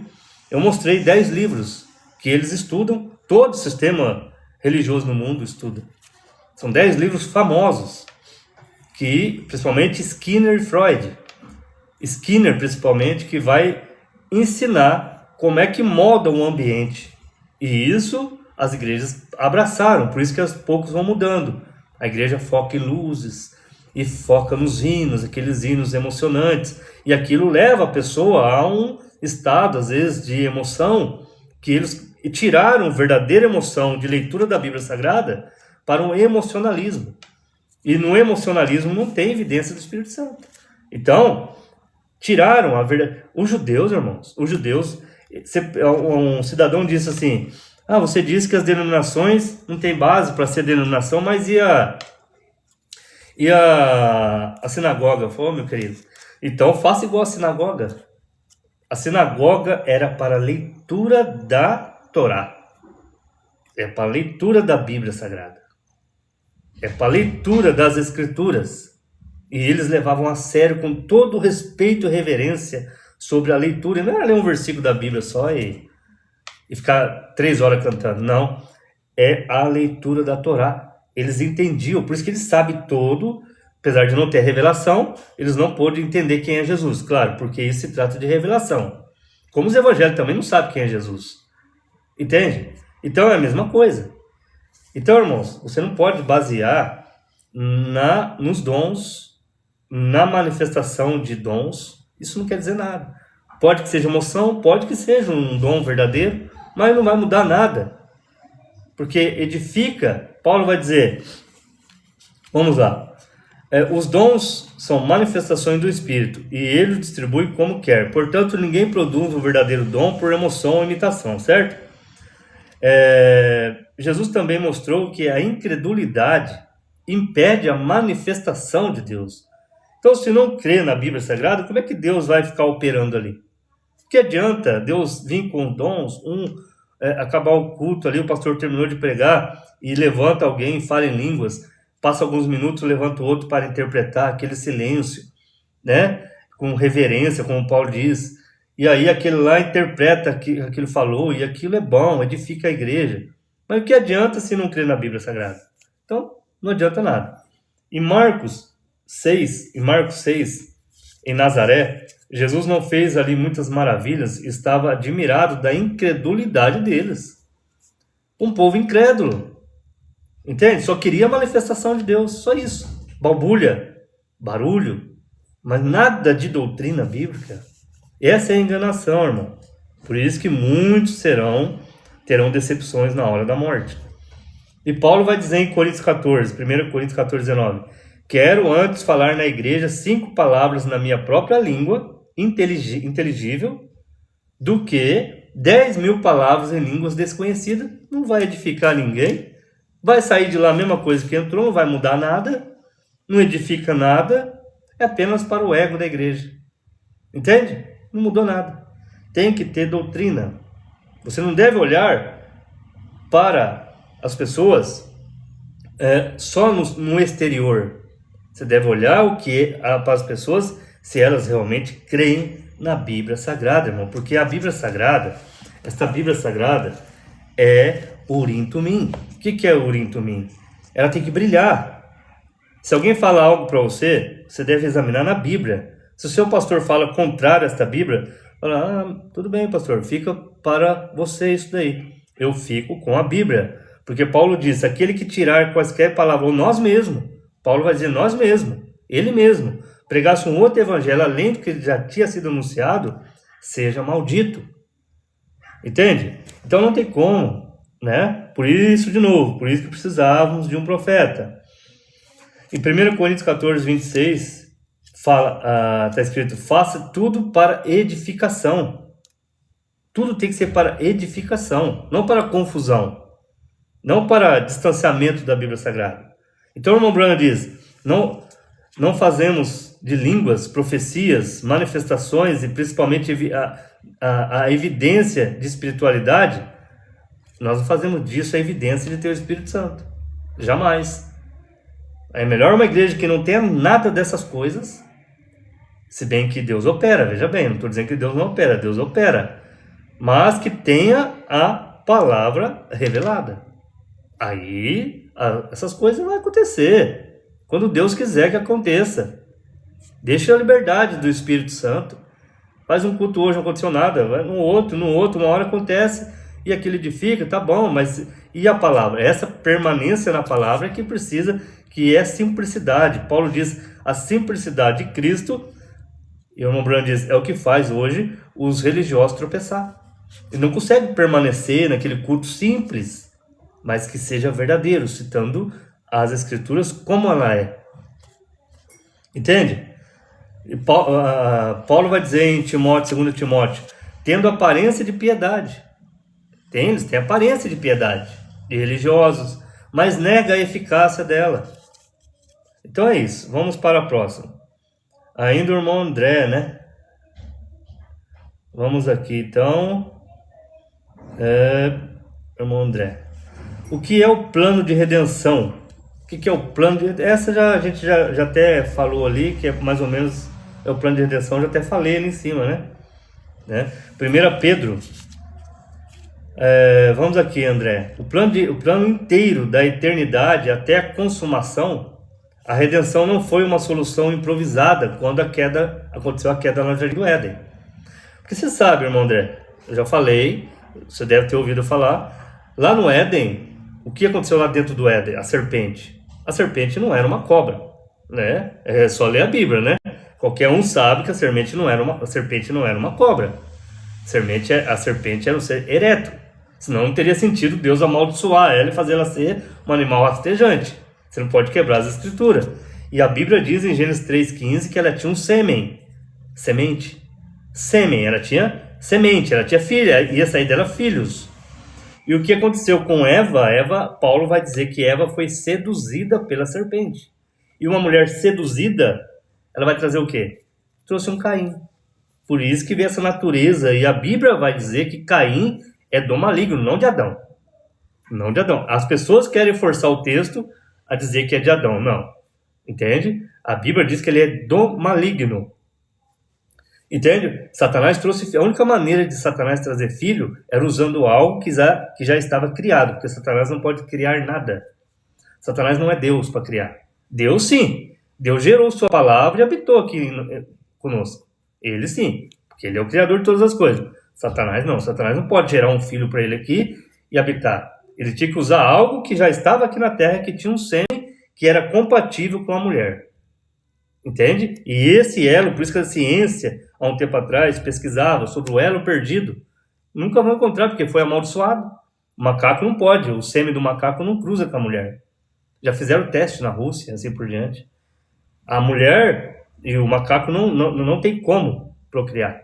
Nem a macaca como o homem, não tem como. Totalmente desequilibrado, é tudo fora, a gestação, isso é um monte de coisa, nem chega, entende? Então não tem como, o animal não tem como. Mas a serpente, aí que está o segredo da coisa, irmão. Aí que entra o profeta, aí que entra a revelação de onde vem essa semente que descrê da palavra de Deus. Entende? Essa semente que vai para o inferno, porque a Bíblia diz que o sangue não é para todos. É só, como é que consegue ler a Bíblia, né? Tem que ler a Bíblia e prestar atenção. O sangue não foi para todos, a expiação sim. Olha que interessante isso aqui. A expiação foi para todos por quê? Porque criança, quando morre, não tem como se arrepender. Vai direto para a glória, em seu corpo já celestial. Entende? Se faz parte da noiva, aí é outra coisa. Tem que ter eleição para fazer parte da noiva. Mas não é perdido, não vai para o inferno. Criança, a expiação cobre ela. O sangue de Jesus Cristo alcança ela. Todavia, em Mateus, a Bíblia vai dizer que o sangue derramado por muitos, não por todos. Por quê? O sangue derramado unicamente para trazer de volta o que havia perdido, os seus filhos. A semente de Adão, não a semente de Caim. Caim não é filho de Adão. Nunca, não existe na genealogia. Você não vai encontrar isso na Bíblia em lugar nenhum. Entende? Então, eles gostam de citar Gênesis 4, né? E não entendendo ali o contexto do assunto, né? E não entendendo também o que o próprio original mostra. Original, eu não gosto de falar original porque os teólogos já caem matando em cima quando eu falo original. Eu falo original porque as cópias do original é original. E não é uma cópia. Mas tudo bem, né? Deixa pra mais aí. Então, irmãos, vamos aqui. Eu até fugi do assunto agora que eu estava falando. O plano da redenção. Então, quando Eva caiu e Satanás enganou Eva, que jeito primeiro? Você tem que abandonar Deus. Você não sei o que. Isso não. A Bíblia diz, Deus diz para Adão: certamente, se o dia que pecares, certamente morrerás. Certamente morrerás. E a serpente diz: certamente não morrerás. Uma palavrinha que ela mudou. Satanás vai sempre atacar a palavra de Deus. E quando você descrê da palavra, então ela caiu na lábia. Com certeza ela não estava perto do seu marido. Certo? E a serpente seduziu. E leia Gênesis 3. Você vai entender. Ali foi um ato sexual. Entende? Ali foi um ato sexual que trouxe Caim. Por isso que em Gênesis 3:15 vai falar: a tua semente, que estava no ventre de Eva, será inimiga da semente da mulher. Essa semente maligna do maligno matou a semente justa de Adão. E vai falar, e tornou, agora sim, agora vai ter um novo relacionamento. E tornou a conhecer Adão, sua mulher, e teve outra semente, não mais uma, outra no lugar de Abel, porque Caim o matou. Então ali se começa a invocar o nome do Senhor. Sete, Enos, e assim vem até, vocês entendem. Até Gênesis 6, quando houve a mistura, né? E os gigantes, que muitos querem falar aí dos nefilins, essas baboseiras, certo? Nefilins não significa anjo, não sei de onde que eles tiraram. Prove para mim pelo hebraico, por onde vocês quiserem. Eu deixo aberto para quem quiser me mostrar aonde que Nefilim significa anjo. Nefilim significa caído, caído da graça, caiu. Quem caiu ali? Os filhos de Deus. Olha o contexto. O contexto está falando, os filhos de Deus viram as filhas dos homens, que eram formosas, tomou para si mulheres. E ali houve a mistura das sementes. Entende? E aí você não sabe quem é filho de Deus, quem não é, unicamente espiritualmente. E a semente de Deus, ela, quando ouvir a palavra da hora de cada mensageiro, de cada profeta que Deus envia, de cada mensageiro que Deus enviou nas eras, vai dar o amém, vai despertar e vai voltar a crer na Bíblia Sagrada como ela é. Entende? Então vamos lá. Em 1 Pedro, então, o plano de redenção é esse, irmão. Então, quando caiu ali, Adão e Eva caiu, Deus tinha que descer para resgatar, para redimir. E como é que ele ia fazer isso sendo espírito? Então, ele teve que arrumar uma solução, não é? E ele veio, matou um animal, um cordeiro ou algo, e cobriu Adão e Eva com peles de animais, mostrando que ele viria em carne humana. E ele veio, mais tarde, o verbo, hoje te gerei, foi gerado então no ventre de uma virgem. Mas veja bem, 1 Pedro 19:20 diz que Cristo, como cordeiro, foi conhecido ainda antes da fundação do mundo. Não é que ali, nossa, perdi meus filhos, e agora o que eu vou fazer? Eu tenho que arrumar um jeito. Não, já estava tudo no plano da redenção, irmãos. Antes da fundação do mundo, antes de você existir, antes da Terra existir, antes do universo existir, antes de qualquer coisa existir, antes do céu existir, não existia céu, não existia nada. Já estava tudo na mente do Eterno. Como é que seria? Entende? Por isso que a Bíblia vai dizer, conhecido ainda antes da fundação do mundo, mas manifestado nesses últimos tempos. Apocalipse 13:8 apresenta o Cordeiro dentro desse propósito eterno. Antes de haver carne, o Logos estava com Deus, o Verbo. E o Verbo era Deus, era o pensamento de Deus, era a palavra de Deus. 1 João 1,14, o Verbo se fez carne. Certo? Quando chegou o tempo determinado. Hoje te gerei nascido de mulher. Gálatas 4:5. Vindo a plenitude dos tempos, Deus enviou o seu filho nascido de mulher. Para quê? Paulo vai dizer, para remir, para redimir. Porque precisava vir carne. Por que precisava? Porque a redenção exigia um parente redentor. E ele precisava tornar-se irmão, igual você, igual eu, participante de carne e sangue. Em Hebreus 2:11, visto como os filhos participam da carne e do sangue, também ele participou das mesmas coisas. Isso é lindo, né? Então, quando você conseguir enxergar Jesus aqui na terra, velado aqui como você e como eu, você vai entender perfeitamente o linguajar dele.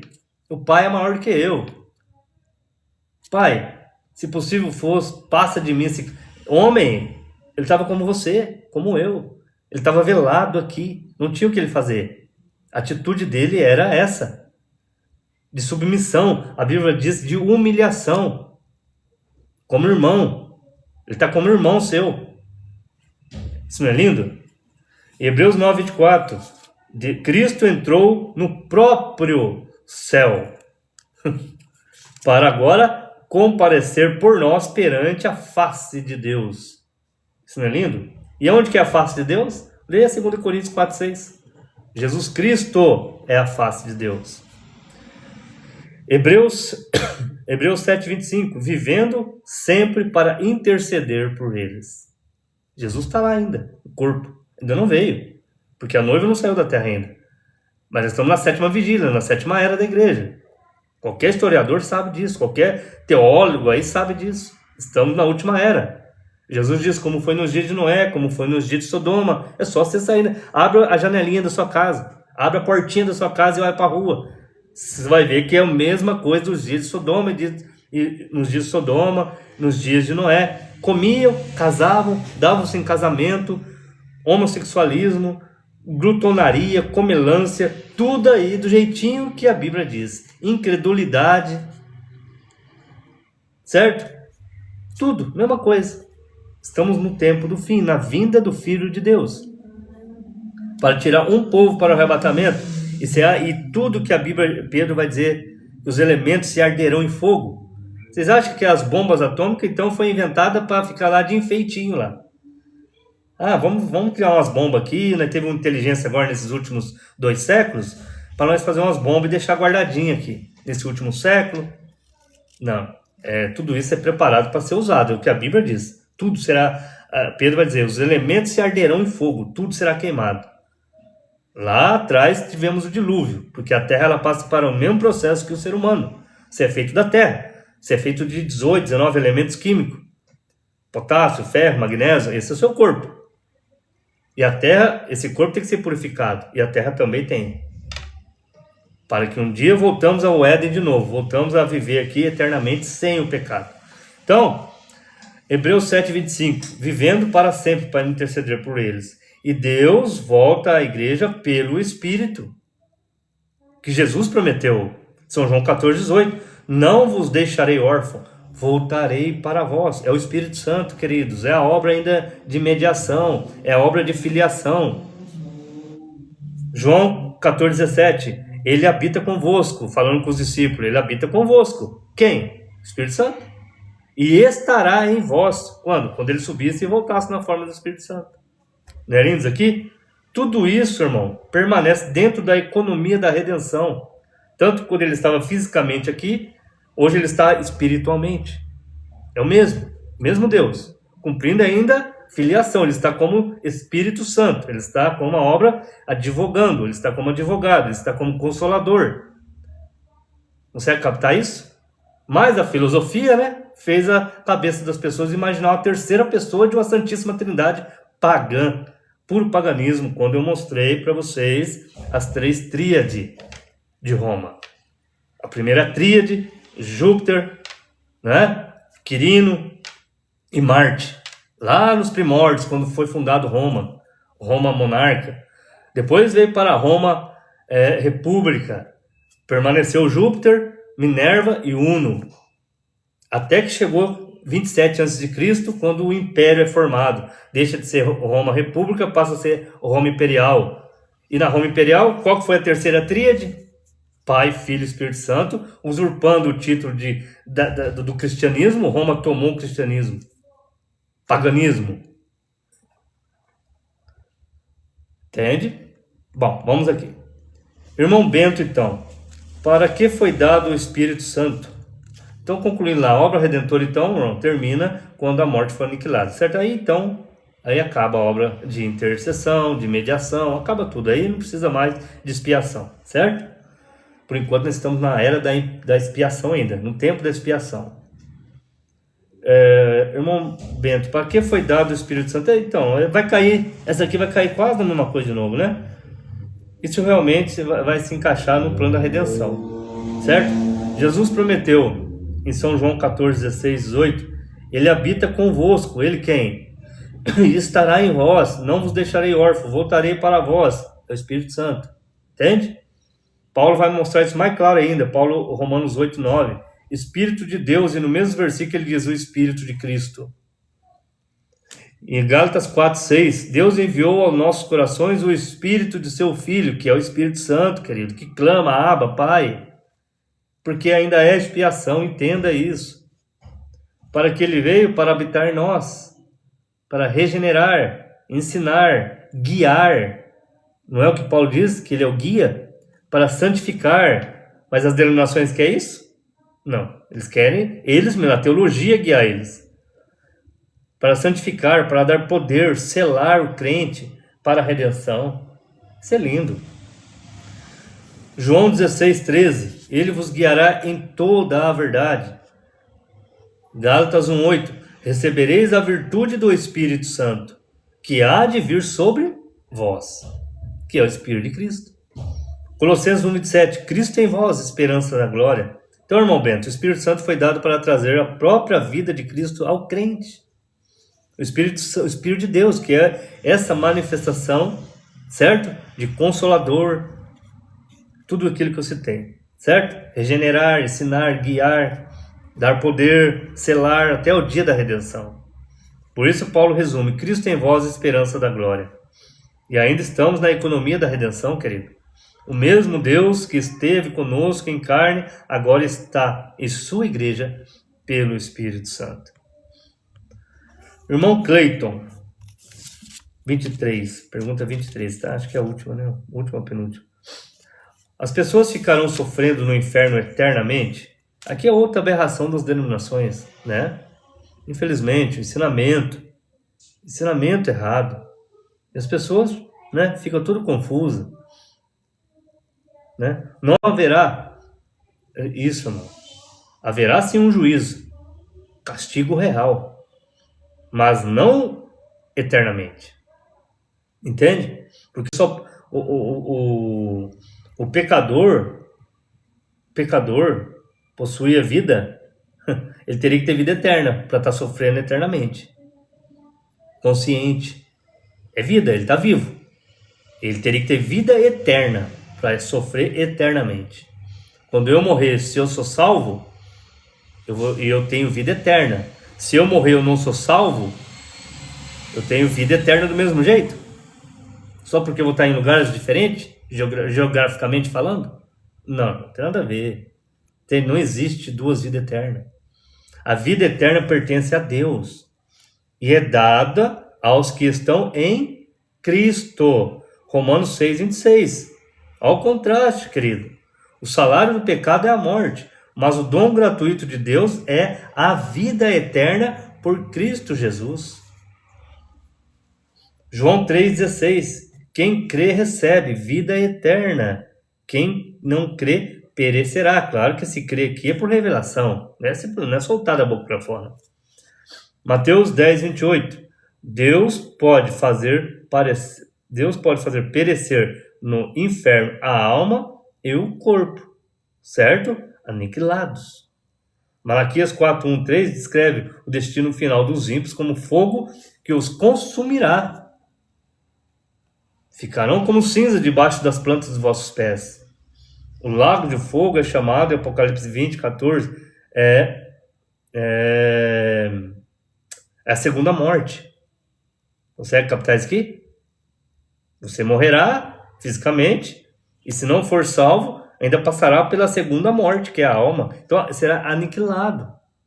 Não tem inferno eterno, querido. É totalmente contrário à Bíblia Sagrada, né? A própria palavra no hebraico tem um duplo sentido. Vocês entendem, só ler. 1 Coríntios 15:26. O último inimigo que há de ser aniquilado é a morte.